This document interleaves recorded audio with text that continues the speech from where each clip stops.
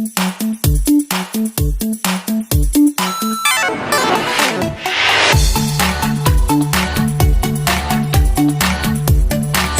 வணக்கம். Welcome to India temple tour channel. நான் உங்கள் கணேஷ் பேசுகிறேன். வாரம் நம்ம சேனலில் பழமையான ஸ்தலங்களும் அதனுடைய வரலாற்று பின்னணிகளும் அது எப்படி போகணும் அப்படிங்கிறத பற்றி பார்க்குறோம். அந்த வகையில் நம்ம இந்த வாரம் பார்க்க போகிறது தர்மபுரியில் மிகவும் பிரசித்தி பெற்ற கோயில்களில் இந்த கோயிலும் ஒரு முதன்மையான இடத்தை பெறுகிறது. கோட்டை கோயில் என்று எல்லாராலையும் அன்புடன் அழைக்கப்படும் ஒரு கோயிலாகும். 8ஆம் நூற்றாண்டில் நுளம்பர் என்ற குறுநில மன்னர்களால் கட்டப்பட்ட கோயிலாகும். இக்கோயிலானது ஒரு தேவார வைப்பு தலமாகவும் விளங்குகிறது. ஆமாங்க, நம்ம இப்போ பார்க்க போகிறது ஸ்ரீ கல்யாண காமாட்சி உடனுரை மல்லிகார்ஜுனேஸ்வரர் கோயில், கோட்டை கோயில்னு சொல்லுவாங்க, தருமபுரியில் இருக்குது. இந்த கோயிலை பற்றி தான் நம்ம பார்க்க போகிறோம். இதுவரையும் என்னுடைய சேனலை சப்ஸ்கிரைப் பண்ணாதவங்க சப்ஸ்கிரைப் பண்ணிடுங்க. பக்கத்தில் உள்ள பெல் பட்டனை அழுத்தி என்னுடைய பதிவுகளை தொடர்ந்து பாருங்கள். வாங்க இப்போ கோயிலுக்குள்ளே நம்ம போகலாம். கோயிலுக்கு சிறிய நுழைவு வாயில் இருக்குது. அதன் வழியாக உள்ளே போனோம்னா கொடிமரம் மற்றும் நந்தி பெருமானை தரிசனம் செய்துட்டு நம்ம அப்படியே உள்ளே நுழைஞ்சோம்னா வீரபத்திரனை நம்ம தரிசிக்கலாம். பின்பு உள்ளே நுழைந்தால் இறைவன் உள்ள அர்த்த மண்டபத்தை நம்ம அடையலாம்.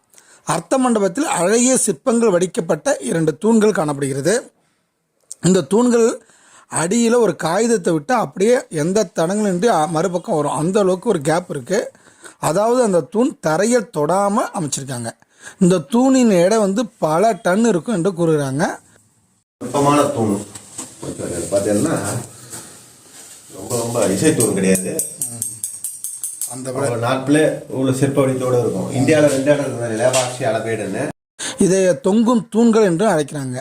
இது நம் தமிழர்களின் கட்டடக்கலையின் சிறப்பை உலகுக்கு எடுத்து சொல்வது போல இருக்கு.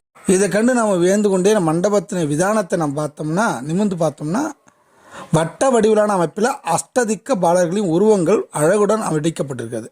இவற்றின் நடுவே ஊர்த்தவ தாண்டவமூர்த்தி அருள் புரிகிறார். அஷ்டதிக்க பாலர்களின் உருவங்கள் வெவ்வேறு கோணங்களில் திரும்பிய வண்ணம் அமைஞ்சிருக்கு. இத்தகைய வடிவமைப்பு மற்ற ஆலயங்களில் காண முடியாத ஒன்றாகும். மூலவரின் கருவறை வாசலில் உள்ள கஜலட்சுமி உருவம் இருபுறமும் மாறுபட்ட முறையில் நீர் சுரியும் யானைகளை கொண்டதாக இருக்கிறது. இவற்றையெல்லாம் நம்ம அதிசயத்தோடும் ஆச்சரியத்தோடும் பார்த்துட்டு அப்படியே கருவறை உள்ள ஈசனை கண்டால் அவர் சுயம்பு மூர்த்தியாக எழுந்து அருளி இருக்கும் திருக்காட்சி நம்ம ஆழ்நிலைக்கே கொண்டு செல்கிறது. 36 பட்டிகள் உள்ள சதுர வடிவமான ஆவுடையாரில் மல்லிகார்ஜுனேஸ்வர சுவாமி என்ற திருநாமத்தோடு இங்கு விளங்குகிறார். இது சிவகாமியத்தின் 36 தத்துவங்களை குறிக்கிறது. கர்ப்பகரத்தின் நுழைவாயிலிருந்து இடதுபுறம் விநாயகரும் வலதுபுறம் முருகரும் உள்ளார்கள். அப்படியே வெளியே கோயிலை வலம் வந்தால் வலம்புரி செல்வ கணபதி தனி சன்னதியில் இருக்கிறார். அவரை வணங்கிவிட்டு அருகில் உள்ள இஷ்டசக்தி சண்முகர் சன்னதியும் இருக்கிறார். இவர் 6 முகங்களுடன் மயில் வாகனத்தில் ஐயப்ப சுவாமியைப் போல கால்களை மடக்கி உட்கார்ந்து கொண்டு இருக்கிறார். அவரின் ஒரு பாதம் நாகத்தின் தலைமையில் உள்ளது. மயில் தன் அலையில் ஒரு நாகத்தை பிடித்துள்ளது. இது ஒரு அபூர்வ தரிசனமாகும். பின்பு வலம் வந்தால் சித்தேஸ்வரர் என்ற திருநாமத்தோடு தனிச்சன்னதியில் ஒரு லிங்க பிரதிஷ்டை செய்யப்பட்டிருக்கிறது. இவரை தரிசனம் செய்துவிட்டு நாம் இப்போது கருணையே உருவான தாயார் காமாட்சியம்மன் உள்ள சன்னதிக்கு செல்வோம்.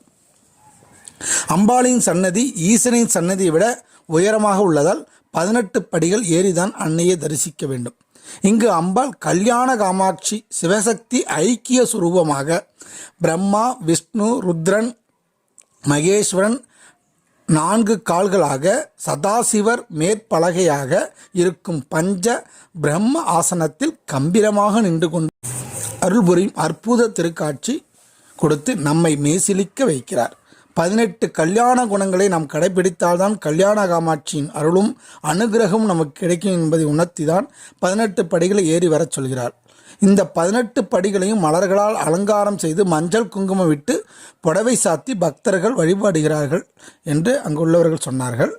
பொதுவாக அம்மன் கோயில்களில் ஸ்ரீசக்கரமானது அம்மன் சிலைக்கு முன்பாகவோ அல்லது அம்மன் சிலைக்கு அடியிலோ பிரதிஷ்டை செய்யப்பட்டிருக்கும்.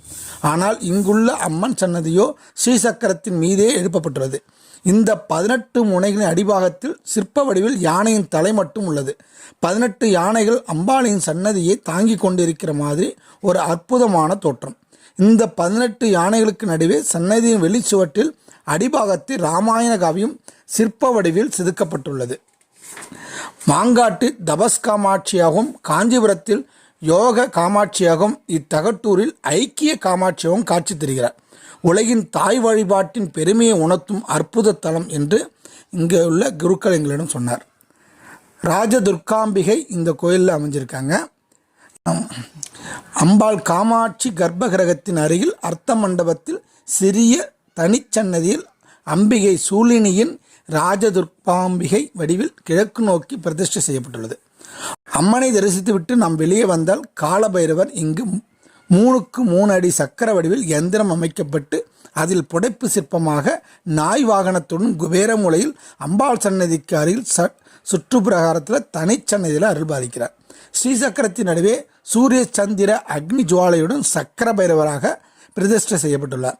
இங்குதான் சனீஸ்வரருக்கு காட்சி தந்து அவரை சூரிய மண்டலத்தின் தனி பெரும் சக்தியாக உருவாக்கியதால் இங்கே சக்கர பைரவரா மனதார வழிபடுவர்களுக்கு ஜன்ம சனி, 7.5 சனி, அஷ்டமத்து சனி மூலம் ஏற்படும் கஷ்டங்கள் நீக்குகிறார். மேலும் பில்லி, சூனியம் ஆகியவற்றால் ஏற்படும் துன்பங்களை அறவே நீக்குவதால் இங்கே யந்திர பைரவர் என்றும் அழைக்கப்படுகிறார். அருகிலேயே நவகிரக சன்னதி மற்றும் நாகர் சன்னதிகள் இருக்கிறது. இங்குள்ள கல்வெட்டுகள் சுமார் 8ஆம் மற்றும் 9ஆம் நூற்றாண்டில் வாழ்ந்த நுளம்பர் கட்டிய பல கோயில்களில் இக்கோயிலும் ஒன்றாகும். கல்வெட்டுகள் சாணாயிரட முடையார் என குறிப்பிடுகின்றன. இந்த கோயிலுக்கு எப்படி செல்லணும் அப்படின்னா, பெங்களூர் சேலம் செல்லும் மெயின் ரோட்டில் தருமபுரிங்கிற ஊரில் பேருந்து நிலையத்திலேருந்து சுமார் 1 கிலோமீட்டர் தொலைவில் ஊரின் மையப்பகுதியிலே இந்த கோயில் இருக்குது. இவ்வளோ அற்புதமான கல்யாண காமாட்சி அருள் தரும் இந்த கோயிலை நீங்கள் போய் தரிசிங்க. ரொம்ப சிறப்பான ஒரு கோயில், மிகவும் பழமையான ஒரு கோயில். இதோடு இந்த வீடியோ முடிச்சுக்கிறேன். அடுத்த வாரம் வேறொரு தலத்தை பற்றி பார்க்கலாம். நன்றி, வணக்கம், திருச்சிற்றம்பலம்.